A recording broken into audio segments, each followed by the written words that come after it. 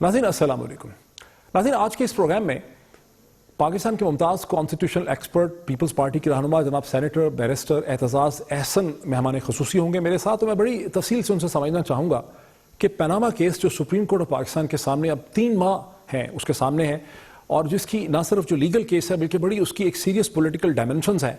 तो लॉ और पॉलिटिक्स के इस संगम पे, इस जंक्शन पे सुप्रीम कोर्ट इसका क्या हल, क्या सोल्यूशन निकाल पाएगी, बहुत तफसील से मैं उनसे ये डिस्कशन करूंगा। लेकिन चंद अल्फाज, चंद जुमले मुझे एक और हकीकत की तरफ कहने हैं, और उसका ताल्लुक ये है कि अमेरिका और यूरोप में जो तब्दीलियाँ आ रही हैं उससे ये बात बड़ी वाज़ेह होती चली जा रही है कि दूसरी जंग अजीम के बाद जो एक ग्लोबल ऑर्डर खड़ा हुआ था, अमेरिकन लेड ग्लोबल ऑर्डर, वो बहुत तेज़ी से कोलैप्स कर रहा है। और अमेरिका के नए इलेक्टेड सदर डोनाल्ड ट्रंप खुद ऐसे स्टेप्स, ऐसे फैसले कर रहे हैं जिसके नतीजे में अमेरिका जो है वो अब सुपर पावर नहीं रहेगा। अमेरिका का ट्रांस पैसिफिक पार्टनरशिप से विड्रॉ कर लेना, अमेरिका और मेक्सिको के बॉर्डर पे दीवार खड़ी करना और मेक्सिको की गुड्स के ऊपर 20% ड्यूटी आयद कर देना, अमेरिका का ये इंडिया देना कि अमेरिका कनाडा के साथ एक सेपरेट एग्रीमेंट करेगा और नेफ्टा को ख़त्म किया जा सकता है, यानी वो trading arrangement, agreement, global arrangement जो अमेरिका, मेक्सिको और कनाडा के दरमियान था, उसको ख़त्म करने की बात की जा रही है। बरतानिया और अमेरिका यूरोप से हट के अपने लिए एक बायलैटरल ट्रेडिंग अरेंजमेंट खड़ी करने की बात कर रहे हैं। इन तमाम चीज़ों से ये बात बड़ी वाज़ेह होती चली जा रही है। खास करके रूस पे जो सैंक्शंस लगाए हैं उससे अमेरिका अपने आप को लाताल्लुक़ करता नजर आता है, जबकि यूरोप जो है वो उन सैंक्शंस पे इंटरेस्टेड है। इन तमाम चीज़ों से ये बात बड़ी वाज़ेह हो रही है कि अगले आने वाले चंद हफ्तों और महीनों में बैनुल-अक़वामी सीन में बहुत बड़ी जो तब्दीलियाँ जो हैं वो बड़ी तेज़ी से रूनुमा होंगी, जिनकी स्ट्रेटेजिक इम्प्लिकेशंस होंगी, जिनकी इक़्तिसादी इम्प्लिकेशंस होंगी, जिनका ट्रेडिंग अरेंजमेंट पे फ़र्क पड़ेगा। और ये बहुत ज़रूरी है, हम इस प्रोग्राम में पहले भी कई दफ़ा कह चुके हैं कि बहुत ज़रूरी है कि पाकिस्तान के पास एक फुल टाइम फॉरेन मिनिस्टर हो, या कम से कम एक जूनियर फॉरेन मिनिस्टर हो। और हमने इसमें कई दफ़ा रिकमेंड भी किया है कि हुक्मरान जमात में से, हुक्मरान पार्टी में से एहसन इकबाल साहब हो सकते हैं, खुर्रम दस्तगीर साहब हो सकते हैं, और अगर मोहतरमा मरियम नवाज साहिबा जो हैं वो अपना नाम क्लियर कर सकें पनामा केस में तो वो भी हो सकती हैं। किसी को भी प्राइम मिनिस्टर जो है वो नॉमिनेट करें, लेकिन वक्त आ गया है कि पाकिस्तान वक्त ना ज़ाया करे और पाकिस्तान के पास एक फुल टाइम फॉरेन मिनिस्टर हो। अब चलते हैं बैरिस्टर एतजाज़ एहसन साहब की तरफ।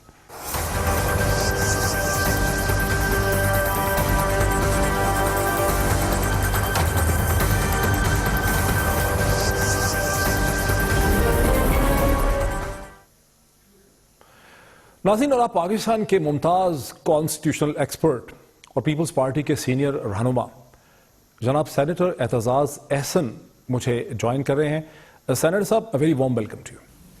Thank you. सेनेटर साहब, जब मैं आपका इंट्रोडक्शन कोई करवाने की मुझे ज़रूरत नहीं है पाकिस्तान में, लेकिन सिर्फ दोहराने के लिए ताकि डिस्कशन का एक कॉन्टेक्स्ट मैं इस्टेब्लिश करना चाहता हूँ कि आप ना सिर्फ पाकिस्तान के मुमताज़ कॉन्स्टिट्यूशनल एक्सपर्ट हैं, आपने पाकिस्तान की सियासत के उतार चढ़ाव देखे हैं, कोर्ट्स को देखा है, आप पाकिस्तान के हिस्टोरियन भी हैं, उसकी लीगल और कॉन्स्टिट्यूशनल हिस्टोरियन है उसकी हिस्ट्री के। आप मोहतरमा बेनज़ीर भुट्टो के रुफ़क़ा कार में से रहे हैं, आप सेनेट में भी हैं, आप लॉयर्स मूवमेंट के आर्किटेक्ट भी थे।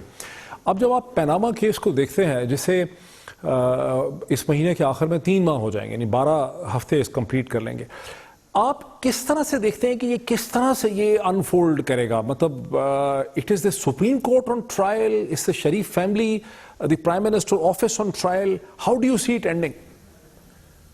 अब डॉक्टर साहब, मैं ये तो कहने नहीं चाहता, ना बात करना चाहता हूँ इस पे कि सुप्रीम कोर्ट की क्या व्यू बज़ाहिर नज़र आता है और क्या ये आमूमी जो राय है, राय आमा उससे मुताबिकत रखता है कि नहीं। ये तो जजेस ने बहरहाल जिस तरह भी यह फैसला राय आमा को से नज़र हटा के करना है। पर जहाँ तक मैं देख रहा हूँ और मेरा तजर्बा अब तकरीबन क्या निस्फ सदी का है इस कानून के मैदान में और इसके दायरे में, कि मैं तो देख रहा हूँ कि जजेस बहुत सॉफ्ट जा रहे हैं मियाँ नवाज शरीफ पर। और ये एक अभी तक जो मामला करने वाला था नवाज शरीफ के हवाले से, اور شریف خاندان کے حوالے سے وہ تو کیا ہی نہیں گیا ابھی تک. اب قطری خط کو اگر آپ خاطر میں بھی لائیں, اس کو پڑھنے کی بھی زحمت فرمائیں کسی قطری خط کو, تو اور یہ ایک نئی نظیر پڑ جائے کہ میں ثابت کر سکتا ہوں کہ میری دولت جو ہے وہ اربوں نے بنائی ہے, اور اس کے بعد مجھے ہر قسم کی ذمہ داری سے میں بری ہوں, اور نہ ٹیکس دینا ہے نہ کسی کو حساب دینا ہے, بس لکھ دینا ہے کہ جی یہ 40 ارب روپے وہ مجھے فلاں عربی نے دیے تھے, اور نہ بینک اکاؤنٹ دکھانا ہے نہ کچھ. یہ کہاں کا کیسے ہو سکتا ہے, یہ ہو کیسے سکتا ہے؟ اس کے بعد تو پھر پاکستان کا ہر شخص آزاد ہے کہ وہ کسی عربی کے ساتھ قطری کے ساتھ حصہ کرے, وہ اپنی دولت میں سے کچھ دے دے, نہ اس پہ ٹیکس لگے نہ اس پہ وہ کوئی ہو, اور وائٹ کرنے کے لیے اپنی دولت کو ایک سعودی کا, ایک قطری کا, ایک کویتی کا, ایک امارات کے شخص کا, شہری کا, عرب کا ایک خط لکھوایا جائے, اور کل ایف بی آر میں بھی جمع ہو جائیں گے اگر یہ نظیر پڑ گئی تو. پھر تو پر کیا یہ صرف اور صرف رعایت میاں محمد نواز شریف کو دی جائے گی؟ اگر صرف اس کو دی جائے گی تب ایک امتیازی سلوک ہوگا.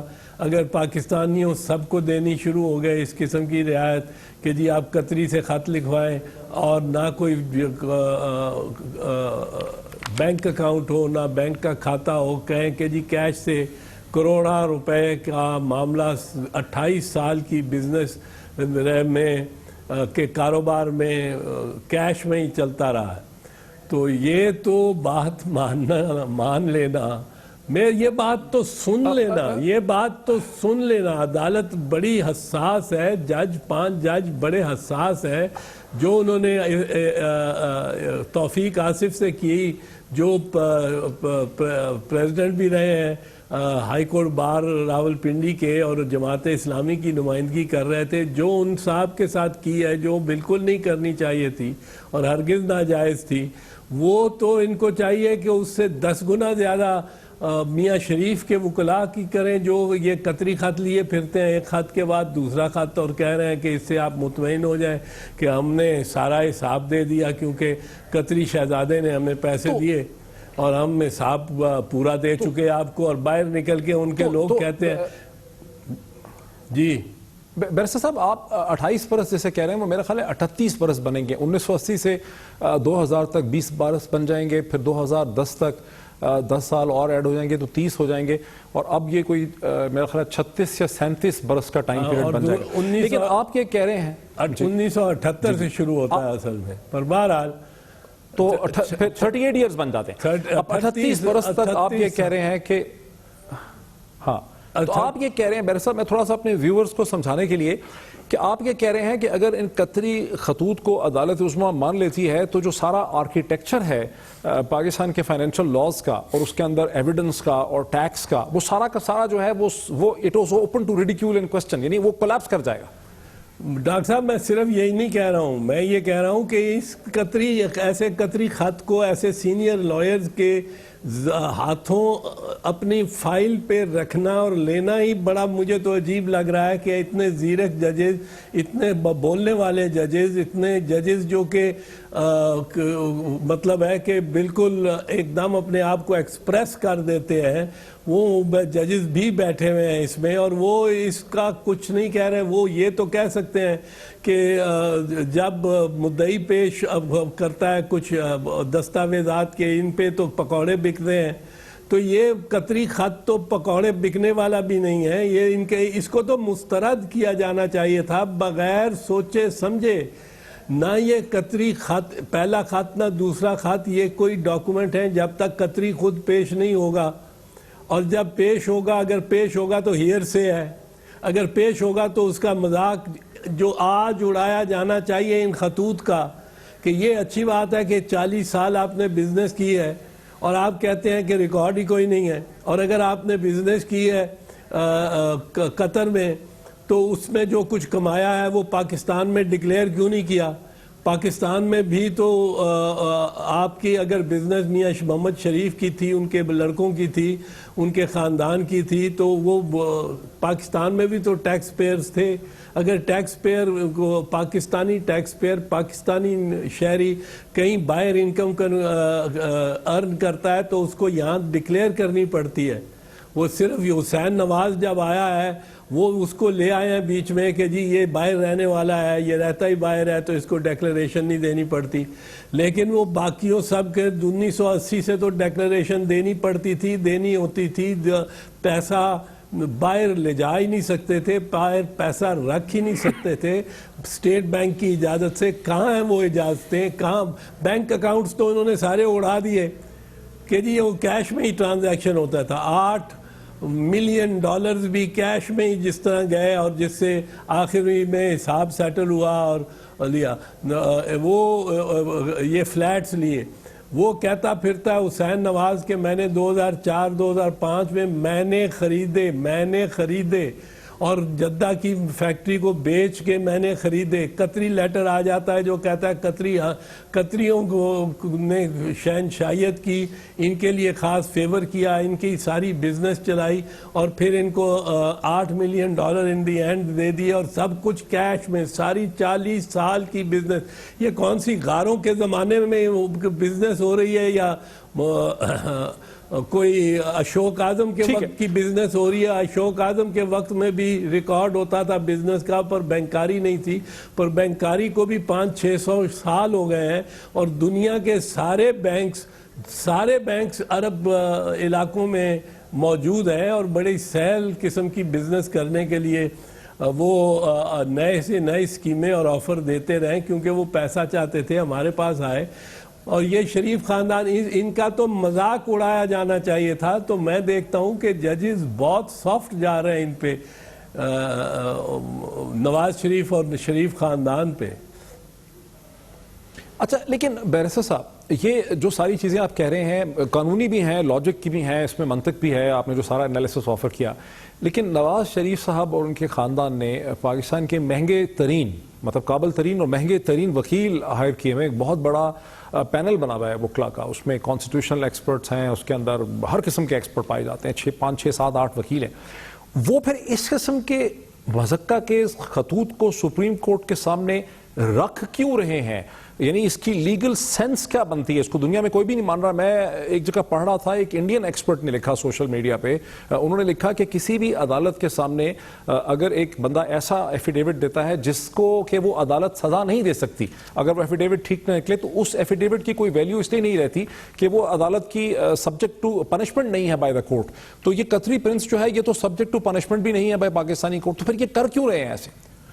سبجیکٹ ٹو پنشمنٹ ہو یا نہ ہو، ڈاکٹر صاحب کسی کا خط، کسی زندہ شخص کا خط یا اس کی تحریر یا اس کا کی طرف سے کوئی پیشکش، تحریری پیشکش، اس کو درخور اعتنا اس کو دیکھا ہی نہیں جا سکتا جب تک وہ خود پیش نہ ہو. میں جیب میں سے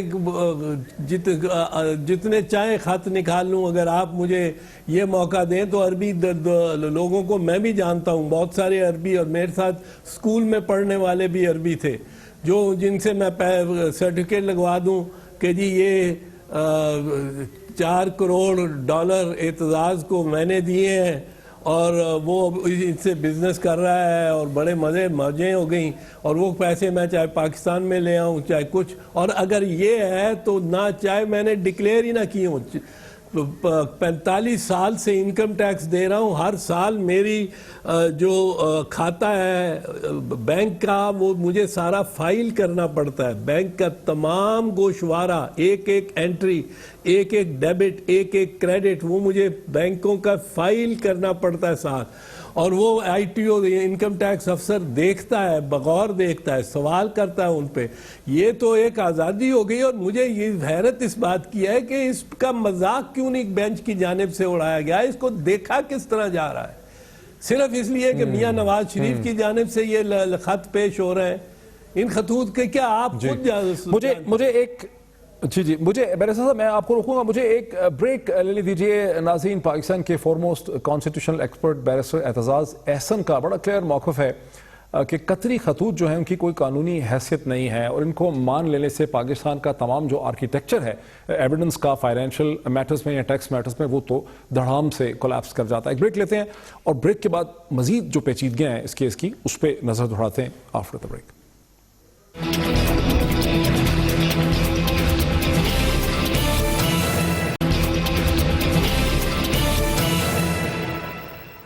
ناظرین ویلکم بیک. پاکستان کے ممتاز کانسٹیٹیوشنل ایکسپرٹ جناب بیرسٹر اعتزاز احسن صاحب میرے ساتھ ہیں اس وقت. بیرسٹر اعتزاز احسن صاحب, لیکن عدالت نے اسحاق ڈار صاحب کے حوالے سے جو پرانا بیان حلفی ان کا تھا, ایفیڈیوٹ تھا, جو کیس تھا جسے اب اسحاق ڈار صاحب کہتے ہیں کہ یہ ایک پاسٹ اینڈ کلوز ٹرانزیکشن ہے, اس کا ریکارڈ طلب کر لیا ہے نیب سے, اس کے بارے میں سوال اٹھائیں. اس کی کیا اہمیت ہے؟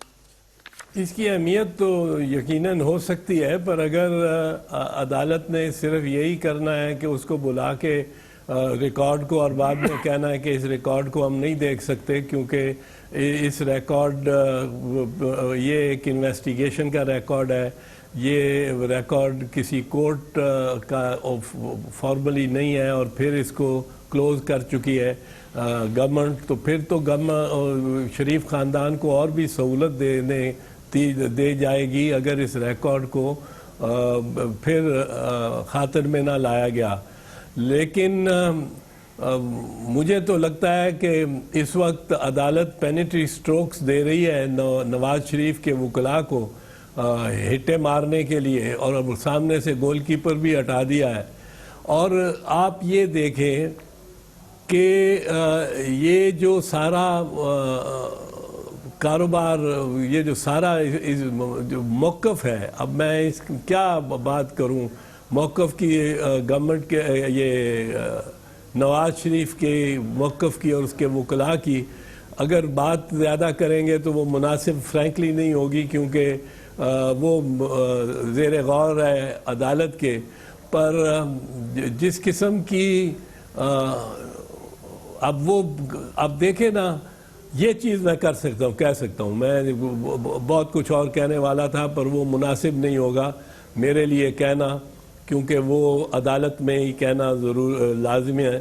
پر یہ کیا یہ مذاق ہے کہ جی بچے جو ہیں وہ وہاں پر خبر نہیں کیا رہے ہیں, کتنا ٹیکس دے رہے ہیں, اس کا کچھ حساب نہیں, سارا جو ہے وہ کیش میں ٹرانزیکشنز کر رہے ہیں اور 50 کروڑ باپ کو دے رہے ہیں, 50 کروڑ باپ بیٹی کو پھر دے رہا ہے, بیٹی کچھ زمین لے رہی ہے, اس زمین کو بیچ رہی ہے, ایک گاڑی لے رہی ہے, گاڑی کو بیچ رہی ہے, کئی گنا زیادہ قیمتوں پہ چیز بکتی ہے جو کہ حاصل ہوتی ہے بہت کم قیمت پر.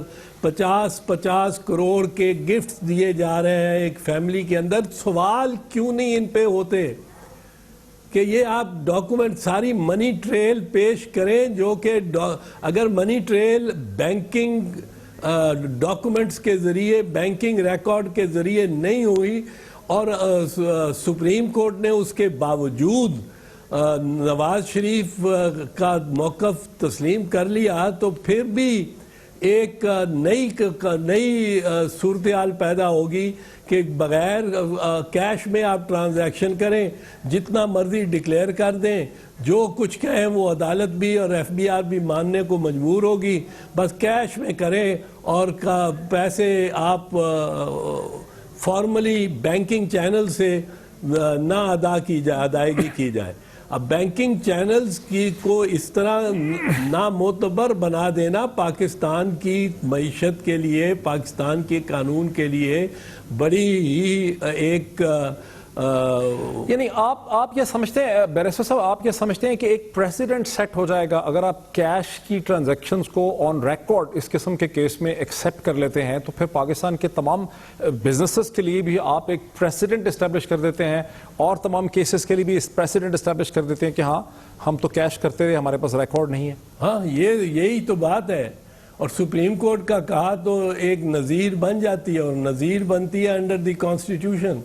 انڈر دی کانسٹیٹیوشن وہ نظیر بنتی ہے ہر شخص کے لیے پاکستان میں، ہر عہدیدار کے لیے، ہر ادارے کے لیے، ہر عدالت کے لیے، ہر افسر کے لیے، ہر دفتر کے لیے وہ قانون بن جاتا ہے، وہ نظیر بن جاتی ہے. تو یہ تو مجھے نہیں سمجھ آ رہی.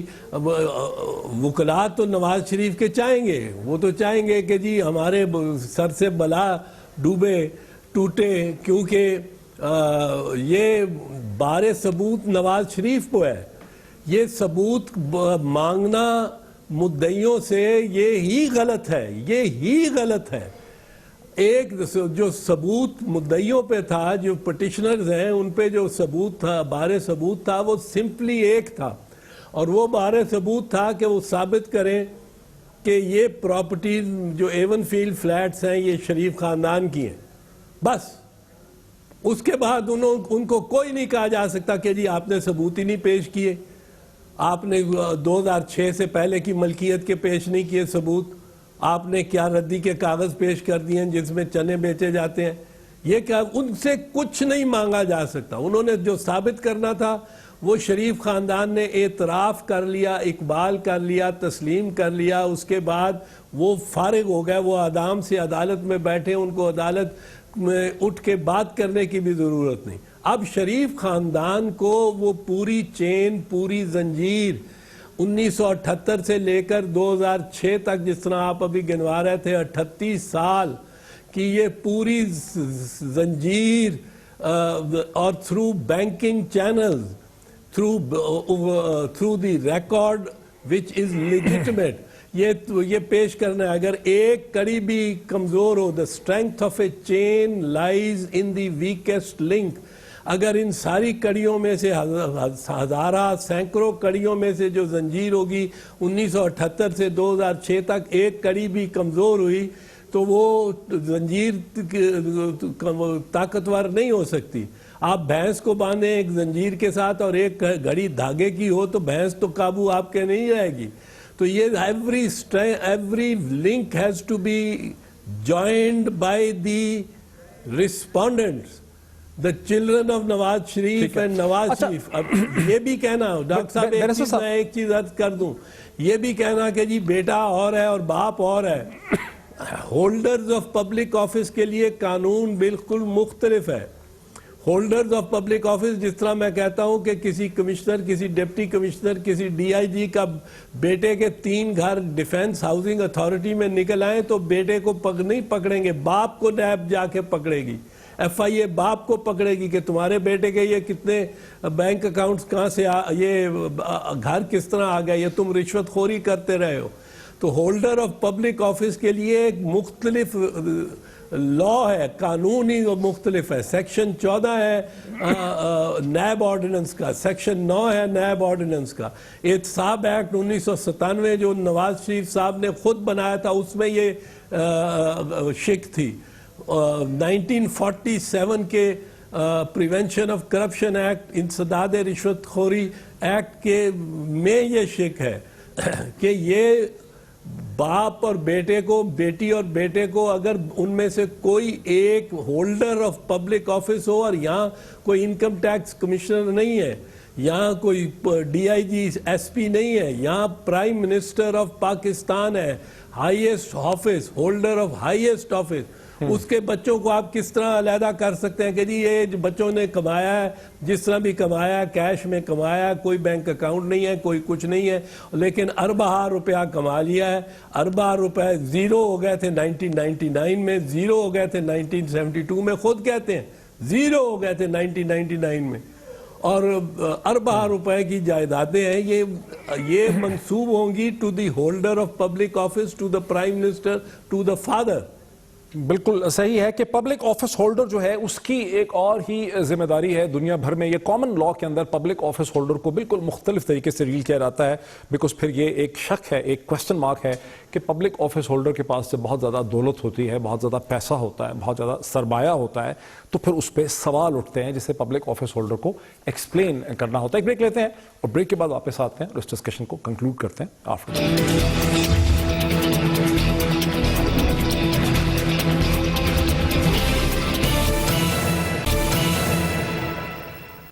नाज़रीन welcome back. Barrister Aitzaz Ehsan साहब मेरे साथ हैं। बैरिस्टर साहब, जो डायसेक्शन है पनामा केस की, उसकी पेचीदगियां हैं, वो तो आपने सारी एक्सप्लेन की। मेरे जहन में दो किस्म के सवाल पैदा होते हैं। एक ये है कि जो एक होल ट्रूथ होता है, जो बड़ा ट्रूथ होता है, जिसे आवाम देखती है, मीडिया देखते हैं, कॉमन सेंस से, लॉजिक से, मंतक से, वो उस सच से डिफरेंट है जिसे अदालत अपनी रिस्ट्रिक्टेड लेंस से देखती है। यहाँ पर अदालत तो मजबूर है कि जो एविडेंसेस उसके, क्योंकि बार बार ये कहा भी जाता है, अखबारों में ये बात छपती है, लीगल कम्युनिटी की तरफ से कही जाती है, जज साहिबान भी कहते हैं कि अदालत को तो वो देखना है, उसके सामने जो सबूत रखे जाएंगे। तो यहां अदालत के तो हाथ बंधे हुए हैं। डॉक्टर साहब, ये कोई लीगल ट्रूथ जो है, ये कोई ऐसा मैजिक फार्मूला या फिगर नहीं है पाकिस्तान दुनिया में। और जो लॉ है, लीगल ट्रूथ है, और law is based on common sense.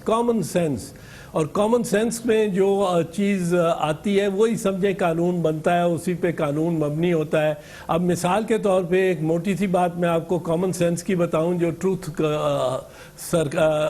अदालत को देखना चाहिए और मुझे नहीं नज़र आ रहा कि वो देख रही है। अब कह रहे हैं कि जी 2006 से ये एवन फील्ड फ्लैट्स हुसैन ने लिए, उससे पहले इनका हुसैन से कोई ताल्लुक नहीं था, और 2006 से पहले जो भी हुआ वो उसका कोई नहीं। अब पहली तो बात ये है कि 2006 में लिए, 2007 में लिए, पिटिशनर ने सिर्फ ये साबित करना है कि आज के दिन ये एवन फील्ड फ्लैट्स मुद्दा अलैहान के हैं, शरीफ ख़ानदान के हैं, और फिर शरीफ ख़ानदान ने सारा ट्रेल बनाना है 2006 और 2006 से पहले।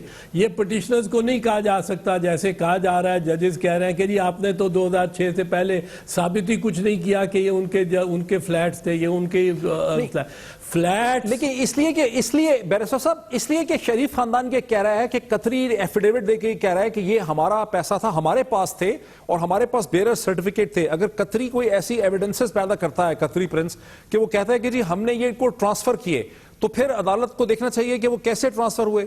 ये भी तो है ना। अरे डॉक्टर साहब, कतरी को तो बीच में खातर में लाया जा ही नहीं सकता। कतरी के खत को मैं ये पहले अर्ज कर चुका हूं, उसकी कोई वक़्त ही नहीं है, वो तो रद्दी का टुकड़ा है। जब तक कतरी खुद पेश नहीं होता और अपने आप को क्रॉस एग्जामिन नहीं कराता और फिर ऐसी एविडेंस नहीं देता जो डायरेक्ट और प्राइमरी एविडेंस है, हियर से पे मबनी उसका सारा बयान है कि जी मेरे वालिद ने, मैंने सुना। वो डायरेक्ट और प्राइमरी एविडेंसेस क्या होंगी? अच्छा, मैं आपको पहले ये अर्ज कर दूं, एक चीज मैं जरा अर्ज कर दूं। 2006 से मुतालिक 2006 को मान लिया, एक मिनट के लिए मान लिया, गो मैं तस्लीम नहीं करता हूं। मैं समझता हूं कि 1998-99 में भी ये फ्लैट्स शरीफ खानदान के थे, जब अल तौफीक बैंक के सामने ये गिरवी रखे गए थे।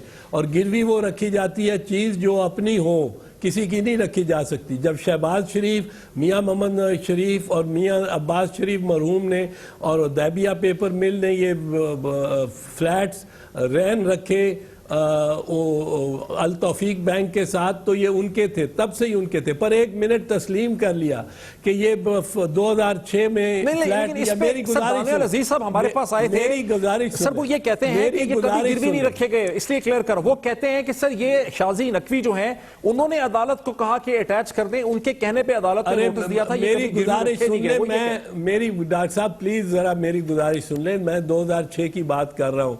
2006 में 1998 में मैं इस वक्त जाना नहीं चाह रहा, पर एक जुमले में जरूर आपका शेजी नकवी का जवाब दूंगा कि वहाँ high court of Britain क्वींसबैंड division की जो डिग्री है वो शहबाज शरीफ और अब्बास शरीफ और मियाँ शरीफ के नाम है, इसलिए वो शेजी नकवी बीच में आके कुछ भी करता रहा, वो कोई बात नहीं है, वो जुडिशल रिकॉर्ड है। पर उसको छोड़े, जो मैं बात बताना अर्ज करना चाह रहा हूँ कि ये मान लिया कि 2006 में लिए हैं हुसैन नवाज। 2006 में ये मनो सलवा की तरह आसमान से तो नहीं गिरे थे, इनको किसी सरमाए से खरीदा गया था। वो सरमाया लिक्विड फॉर्म में होगा, पैसे की शक्ल में होगा। वो कहाँ था, वो कैसे कमाया? वो 2006 से 2004 भी 5 भी होगा, 2004 में भी होगा, 2003 में भी होगा। सिर्फ कह देना कि जी हम 2006 से जिम्मेदार हैं, वो सरमाया جس سے یہ خریدے گئے وہ ہوا یہ 2006 میں اگر ان کی بات کو مان لیا جائے تو وہ سرمایہ جو لیکوڈ فارم میں تھا وہ کنورٹ ہو گیا برکس اینڈ مارٹر میں، وہ اینٹوں اور پتھروں کی بلڈنگ میں کنورٹ ہو گیا، پر وہ اس سے پہلے بھی سرمایہ تھا. کیا وہ کہیں ڈکلیئرڈ تھا؟ کیا پاکستان میں کسی نے ڈکلیئر کیا ہوا تھا؟ کیا وہ کیش میں چل رہا تھا؟ کون سے بینک اکاؤنٹس میں تھا؟ وہ بینک اکاؤنٹس بتائیں. وہ کہتے ہیں کیش میں چل رہا تھا سارا کاروبار 40 سال کا. کیا بحث ہے؟ کیا آرگومنٹ ہے؟ اس پہ تو میں کہتا ہوں ان کی آرگومنٹ ختم ہے. یہ کیس تو اتنا سادہ اور شفاف اور صاف ہے، ستھرا ہے کہ نواز شریف فیملی نے تسلیم کر لیا ہے کہ ایون فیلڈ فلیٹس ہمارے ہیں. نواز شریف نے بھی کیا ہے، اس کے بیٹے نے بھی کیا ہے، اور اب منروا کے حوالے سے مریم نواز شریف صاحبہ نے بھی کر لیا ہے. یہ تین ہی زیادہ بولے ہیں اور انہوں نے تسلیم کر لیا ہے. اب اس کو بھی اس کو منسوخ کیا جائے گا. کچھ لوگ یہ سمجھتے ہیں، پولیٹیکل اینالسٹ یہ سمجھتے ہیں کہ سپریم کورٹ کو، عدالت عظمیٰ کو، کیونکہ یہ اس کا کوئی بلیک اینڈ وائٹ حل نہیں نکل پائے گا، اس پہ کوئی کمیشن یا انکوائری کمیشن یا انویسٹیگیٹو کمیشن بٹھانا پڑے گا.